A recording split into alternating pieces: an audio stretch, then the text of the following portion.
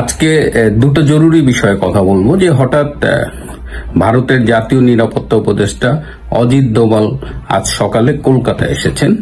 তো তিনি কলকাতায় এসেছেন, তো এটার সাথে আমার কি সম্পর্ক? আমি তো রূপান্তরের সত্যি সাধারণত বাংলাদেশের কথা বলি বা বাংলাদেশ সংক্রান্ত কথা বলি। তো এই কারণেই আমি অজিত দোভালের কলকাতায় আগমন নিয়ে কথা বলছি। কারণ অজিত দোভাল যে কারণে হঠাৎ করে কলকাতা এসেছেন একদিনের সফরে, এবং আজকে বিকেলেই তার দিল্লি ফিরে যাওয়ার কথা, এই কারণটার সাথে বাংলাদেশের সম্পর্ক আছে। কারণ এখন এই ভারতে পাকিস্তান এবং বাংলাদেশের জঙ্গি গোষ্ঠী এরা মোটামুটি একটা কম্বাইন্ড হয়ে এরা ভারতে বিভিন্ন বর্ডার দিয়ে প্রবেশ করছে, এবং অভিযোগ আছে যে পশ্চিমবঙ্গে বেশ কিছু জঙ্গি এখান থেকে ঢুকছে। এদের মধ্যে একটা অংশ পাকিস্তানি আর একটা অংশ বাংলাদেশি। তো এই জঙ্গিরা পশ্চিমবঙ্গে ঢুকে পশ্চিমবঙ্গ সহ সমগ্র ভারতের নিরাপত্তার উপরে একটা হুমকি সৃষ্টি করছে। এই ইনফরমেশন গুলো অজিত দোভাল এবং কেন্দ্রীয় সরকারের কাছে আছে। আমি গতকাল আমার একটা এপিসোডে বলেছিলাম যে 37 জন জঙ্গি বাংলাদেশের উত্তরবঙ্গ দিয়ে তারা ভারত ক্রস করে নেপালে অবস্থান করছে, তারা ফার্দার ভারতে ঢুকবে বলে। পরে ভারতীয় একটি সূত্র আমাকে নিশ্চিত করেছে যে এই 37 জন জঙ্গি ভারত সরকারের রাডারে আছে, তারা ট্রেস করেছে এই 37 জনকে। তো সেই অবস্থায় অজিত দোভালের এই কলকাতা সফরটা খুবই গুরুত্বপূর্ণ। তিনি উচ্চপদস্থ সামরিক কর্মকর্তাদের সাথে বসেছেন, বেসামরিক কর্মকর্তাদের সাথে বসেছেন, এবং তিনি পশ্চিমবঙ্গ সরকারের সাথে এই জঙ্গিদের বিষয়টা নিয়ে খুব খোলামেলা আলাপ করতে চান, যে পশ্চিমবঙ্গ সরকার যেন কোনো অবস্থায় এই জঙ্গিদের কোনো রকমের পরোক্ষ বা প্রত্যক্ষভাবে প্রশ্রয় না দেন। এবং আমি কয়েকজনের সাথে কথা বলেছি ভারতে যারা রাজনৈতিক বিশ্লেষক, তারা আমাকে বলেছেন যে পশ্চিমবঙ্গ যেহেতু এই মানে ইম্পোর্টেড জঙ্গিদের একটা হাব হয়ে যাওয়ার ঝুঁকি আছে, প্রয়োজনে কেন্দ্রীয় সরকার ভারতীয় ন্যায় সংহিতা, যেটা ইন্ডিয়ান পেনাল কোড, তার 355 ধারা অনুযায়ী এই পশ্চিমবঙ্গের পুলিশ প্রশাসনের দায়িত্বটা কেন্দ্র নিয়ে নিতে পারে। যেমন দিল্লির পুলিশ প্রশাসন কিন্তু কেন্দ্র কন্ট্রোল করে। সো যদি পরিস্থিতির অবনতি হয় তাহলে প্রয়োজনে কেন্দ্রীয় সরকার এই পশ্চিমবঙ্গে হস্তক্ষেপ করতে পারে। এটা যে করবেই এমন কোনো কথা নাই, কারণ ইটস এ লং প্রসেস। এটা আজকে বললে কালকেই হয় না, but there is a chance. তো সেই অবস্থায় এই দুটো কারণ, অজিত দোভাল, ভারত, এরা পশ্চিমবঙ্গকে নিয়ে কনসার্ন, কারণ পশ্চিমবঙ্গ বাংলাদেশ এবং পাকিস্তানি জঙ্গিদের একটা মানে এন্ট্রি পয়েন্ট হয়ে দাঁড়িয়েছে।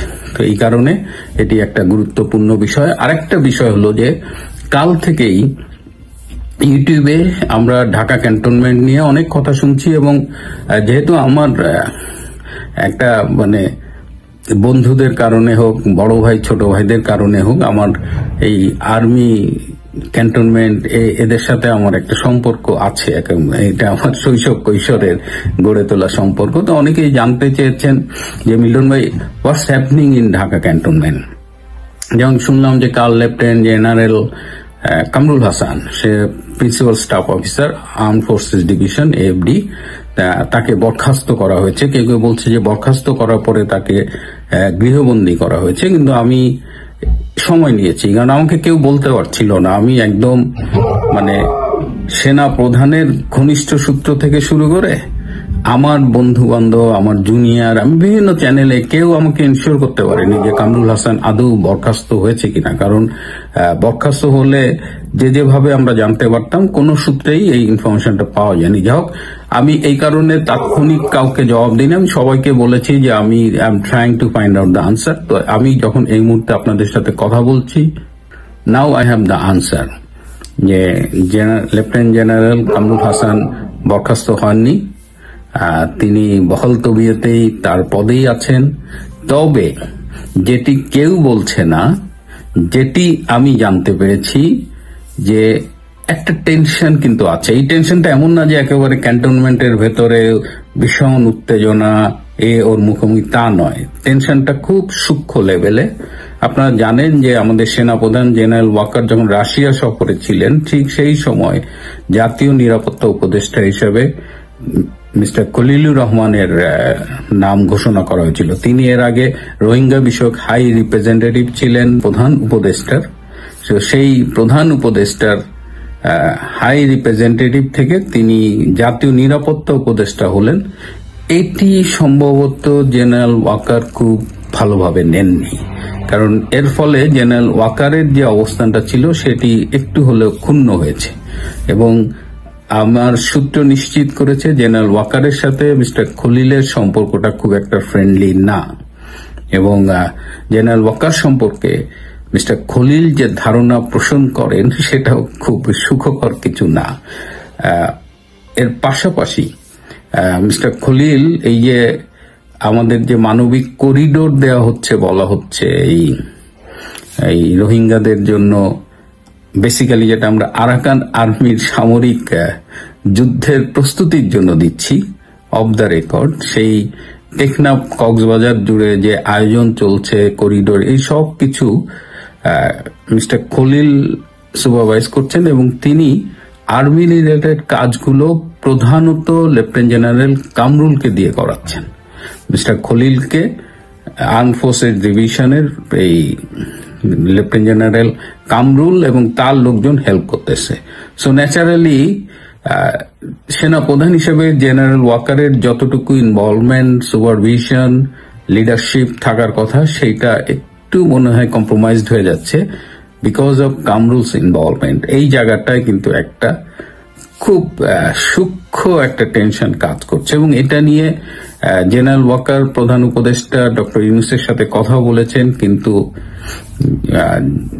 ডক্টর ইউনূস জেনারেল ওয়াকারকে খুব বেশি আশ্বস্ত করতে পারেননি। সো এই যে tension between general Waker and mister Khalil, the liaison between mister Khalil and lieutenant general Kamrul, এর ফলে একটা অস্বস্তিকর পরিস্থিতির সৃষ্টি হয়েছে। কিন্তু ইউটিউবে বা সামাজিক যোগাযোগ মাধ্যমে যেভাবে বিষয়টা এসেছে ব্যাপারটা ঠিক তা নয়। তা আমি এই মুহূর্তে যখন কথা বলছি তখন আমি মোটামুটি নিশ্চিত হয়ে আপনাদের কথা বলছি। তারপরেও বাংলাদেশে এই যে আওয়ামী লীগকে নিষিদ্ধ করার পর, আওয়ামী লীগের কার্যক্রম নিষিদ্ধ করার পর এটা একটা নতুন অভিজ্ঞতা আমাদের, যে সংগঠন নিষিদ্ধ না করে সংগঠনের কার্যক্রম নিষিদ্ধ করেছে। সো এটা ঠিক আইনগতভাবে বৈধ বলে আমার মনে হয় না। আমি কয়েকজন আইনজীবীর মতামত নিয়েছি, কেউ এটাকে সাপোর্ট করেনি। এটা অলরেডি ইন্টারন্যাশনালি ভারত, রাশিয়া, চীন, ইভেন আমেরিকাও কিন্তু এটা সাপোর্ট করেনি। এটা কোনো ডেমোক্রেটিক মুভ হয়নি। তো এর ফলে বাংলাদেশের রাজনীতিতে কিন্তু একটা এক্সট্রা টেনশন অ্যাড হয়েছে এবং এই যে কার্যক্রম নিষিদ্ধ হওয়ার ফলে আওয়ামী লীগের কিন্তু এমনি এই ডক্টর ইউনূস গংয়ের ব্যর্থতার কারণে, জঙ্গিবাদের উত্থানের কারণে আওয়ামী লীগের প্রতি জনগণের যে সমর্থনটা বাড়ছিল, আর পাশাপাশি কার্যক্রম নিষিদ্ধ হওয়ার ফলে তাদের সহানুভূতিটাও এখন আওয়ামী লীগের প্রতি বেড়েছে এবং বাড়ছে। এবং জনগণ, আমি আগেও বারবার বলেছি, দে ক্যান নাও কম্পেয়ার যে আওয়ামী লীগ 16 বছরে কতটা ভালো করেছে, কতটা মন্দ করেছে, আর এই 9 মাসে ইউনূস গং এই দুর্বৃত্তরা কি করেছে। সো মানুষের সামনে একটা পিকচার আছে যেখানে কম্পেয়ার করা যায় এবং মানুষ বিএনপিকেও দেখছে, জামাতকেও দেখছে। সো তার সামনে এখন একটা মোটামুটি একটা বেটার পিকচার আছে।